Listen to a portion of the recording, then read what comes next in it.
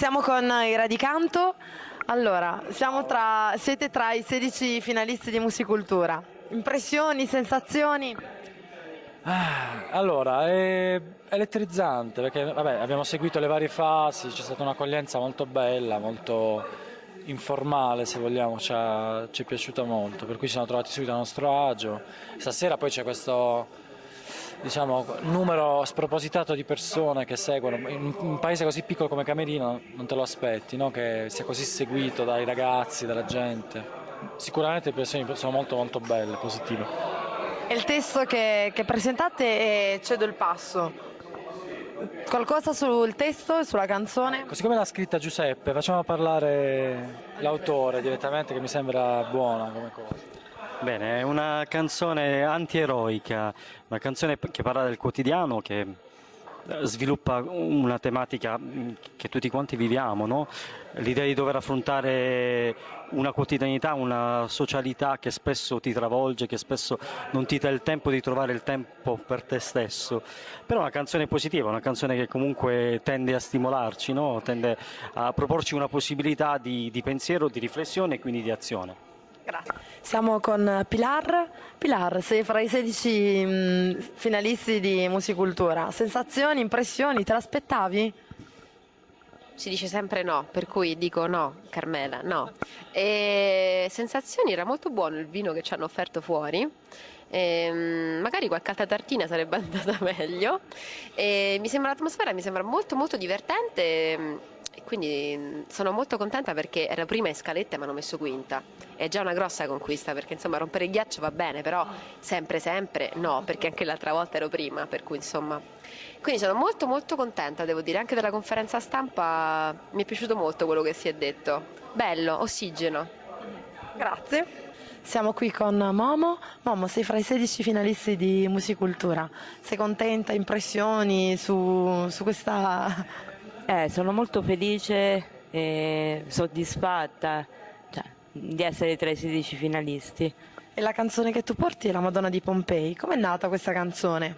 La Madonna di Pompei è una collaborazione con Vito Riviello, un mio amico poeta, scrittore, e io non ho fatto altro che prendere 2 libri di poesie sue e fare un collage e metterci la musica.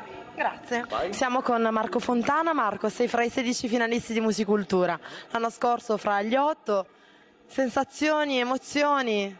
Ma è bello perché sembra ritrovare un po' i vecchi amici, insomma, la vedo un po' come una festa in casa, si sta bene. È una bella serata. Quest'anno la canzone che hai portato, diciamo che andrà, speriamo, alla fase finale di Musicultura è Non dimentico mai. Com'è nata? Ma è una canzone d'amore, io stavo in una soffitta con una bella fanciulla e stavo ascoltando un concerto di Keith Jarrett per pianoforte solo e a un certo punto mi è venuta in mente questa sabato sera stavolta ritorno da te. Pianoforte era un po' meglio perché qui chiaramente siamo un po' sullo scordatino, però insomma da questa mansarda è venuta fuori questa storia d'amore che poi ho sviluppato e ho adattato, insomma. Ed eccoci qui. Un'altra volta, un bacione. Grazie. Siamo con il concerto musicale Ambaradan, siete fra i primi 16 finalisti del concerto di Musicultura, del Festival di Musicultura. Impressioni, sensazioni?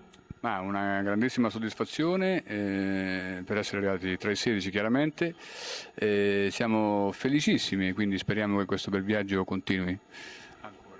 E la canzone che voi portate è L'amico con gli stivali. Com'è nata? L'amico degli stivali è una canzone che ricorda una persona diciamo molto particolare, è un riflesso di uno stato d'animo. Quindi la sensibilità insomma, di questo brano è arrivato e noi siamo felicissimi che lo sia. Grazie. Siamo con Francesca Romana Perrotta. Francesca, siamo entrati nella fase più calda di Musicultura. Sei fra i 16 finalisti. Impressioni? Impressioni. Stasera ho aperto la serata ed ero emozionata, effettivamente, diversamente dall'altra volta che ero più rilassata. Stasera avvertivo un po' più di adrenalina e è anche bello così. Per cui sono contenta anche perché poi gli altri sono tutti bravi, insomma. una bella energia tra tutti, insomma, al di là, come sempre, come ho detto anche l'altra volta, al di là delle vittorie, delle non vittorie, poi è tutto relativo, insomma, mi è piaciuto anche emozionarmi alla fine stasera, così. Il brano che porti, che hai portato qui, è di Sante che Vale. Dici qualcosa sul testo di questa canzone? Il testo è forse non facile da capire subito, perché nel ritornello si capisce che sicuramente c'è un riferimento alle emozioni sentimentali, cioè i sentimenti d'amore, queste cose, però è molto più complicato, più complesso, viene da una serie di frammenti, come dico anche nella strofa, di emozioni, e quindi questi frammenti messi insieme danno vita più che altro, più che a un senso preciso di quello che avevo in testa, e che aveva in testa anche il coautore, che è Gabriele Graziani degli ECU, è più un'atmosfera che si crea, cioè un momento di pathos un po' onirico, un po' staccato dal mondo, dalla realtà contingente, tra le nuvole, un momento di intimità con se stessi e con le emozioni che sono intorno. Quindi è una canzone suggestiva che anche su di me penso che faccia l'effetto che fa sugli altri, cioè un po' la subisco in un certo senso, così. Grazie. Siamo con Paola Angeli. Paola, sei fra i 16 finalisti di questa edizione di Musicultura. Qualche impressione a proposito? Beh, sono molto contenta di essere tornata perché ho partecipato nel 2001, ho avuto la fortuna di vincere il premio della critica con un brano che era un brano molto intimista e parlava di un grillo un po' diverso. E quest'anno mi ritrovo con un brano altrettanto intimista, si intitola Sciarada, in cui c'è un piccolo accenno ad un grillo, quindi è un po' la continuazione del 2001, insomma. Allora Viola, sei stata selezionata, hai passato la prima fase, adesso sei tra i 16 finalisti. Questo significa fondamentalmente essere arrivata a contatto con la radio, con il giornale, con una votazione, con la fase polimediale. Quali sono le tue impressioni? Ma oltre ad un'enorme soddisfazione, l'emozione di essere qui questa sera e partecipare a una giornata di musica così intensa mi fa assolutamente piacere.